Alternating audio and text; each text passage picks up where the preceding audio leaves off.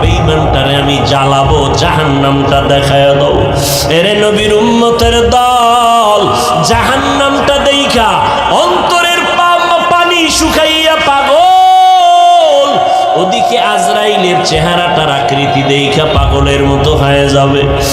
আয়েশা রাদিয়াল্লাহু আনহা বলেন, আমি একদিন তাকাইয়া দেখি আমার মায়ার নবী আমার রুমের একটা কোণায় বয়া চুপচাপ গুনগুন গুনগুন করে নবী কান্না করে। আমি আয়েশা ভয় পেয়ে গেলাম, না জানি কোনো বেয়াদবি আমি করে ফেলেছি নাকি। আমি আয়েশা নবীর পাশে গিয়ে দাঁড়াইয়া বললাম, ও মায়ার নবী, আপনি আমার রুমের মধ্যে বসে কেন কাঁদেন? আমি আয়েশা কোনো বেয়াদবি করেছি নাকি? না রে আয়েশা, তুমি কেন বেয়াদবি করবা বলো? আম্মা জান আয়েশা বলেন, ও নবী, আমার মাত্র বয়স অনেক কম, 6 বছর বয়সে আপনার সাথে আমার বিবাহের বন্ধন হয়েছে। 9 বছর বয়সে আমি আপনার ঘরে আসছি। ও পর্দার আড়ালের আম্মা জানেরা, আম্মা জান আয়েশা কান্না করেন, নবী আমার বয়স অনেক কম। আম্মা জান আয়েশার 18 বছর যখন বয়স, তখন নবী দুনিয়া থেকে বিদায় নিয়ে চলে গেলেন। এরে নবীর উম্মতেরা, ও যুবকেরা, ও বৃদ্ধ বাবাজিরা, ও ব্যবসায়ীরা, ও পর্দার আড়ালের আম্মা জানেরা, আম্মা জান আয়েশা বলেন, নবী বেয়াদবি যদি না করে থাকি তো কেন কাঁদেন? নবী বলেন, ও আয়েশা, আমার হাসরের ময়দানের ভয়ঙ্কর অবস্থার কথা আমার মনে পড়েছে, জন্য কান্না করি। আম্মা জান আয়েশা বলেন, নবী কেমন ভয়ঙ্কর? ও যুবক, পাও দুইটা আগাইয়া দাও, যদি বলো কোরআন মিথ্যা একটা প্রমাণ দাও, আমি এখন দাড়ি ফালায় দিব, নামাজ রোজা টুপি দাড়ি ফালাইয়া প্যান্ট শার্ট পরে চলবো। কিন্তু আজও পর্যন্ত 1500 বছর হয়ে গেল, একটা ভুল কেউ বের করতে পারে নাই। বরং শত লক্ষ লক্ষ বিধর্মীরা কালেমা পড়ে মুসলমান হয়ে গেল। ওই আল্লাহর কোরআন সত্য, কোরআনে জান্নাতের বয়ান আছে, জাহান্নামের বয়ান আছে, তাও সত্য। কে জান্নাতে যাবে, কে জাহান্নামে যাবে, তাও আল্লাহ বয়ান করেছেন, সত্য, কোনো মিথ্যা নাই। আল্লাহ নিজেই তো চ্যালেঞ্জ দিয়েছেন, একটা ভুল পারলে বের করে দাও কোরআনে, আমরা আর আল্লাহর কথা বলবো না, নামাজ পড়বো না, দাড়ি রাখবো না।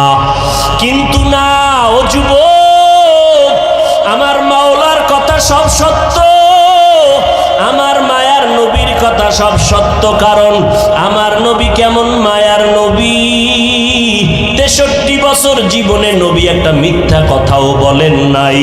কেমন মায়ার নবী আমার, ওই নবীর কথা মিথ্যা হতে পারে না রে বাবা।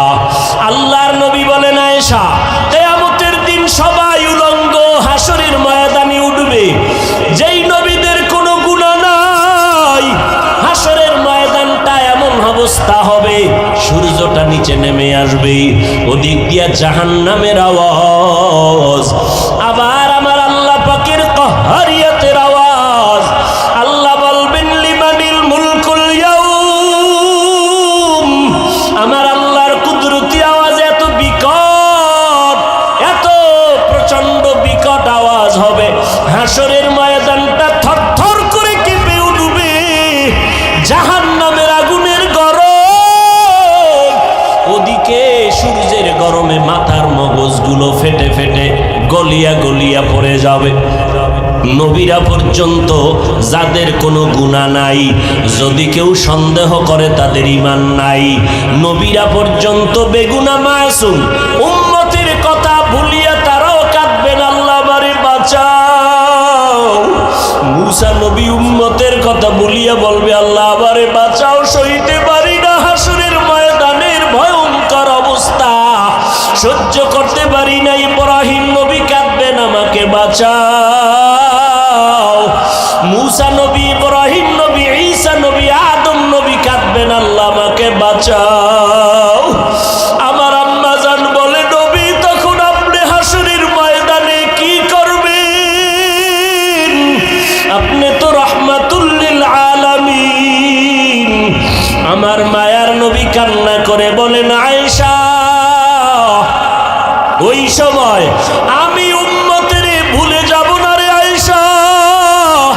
আমি তখন আমাকে বাঁচানোর চিন্তা করব না, আমি তাৎক্ষণিকভাবে আমি মাকামে মাহমুদে মাওলার দরবারে সিজদায় পড়ে যাব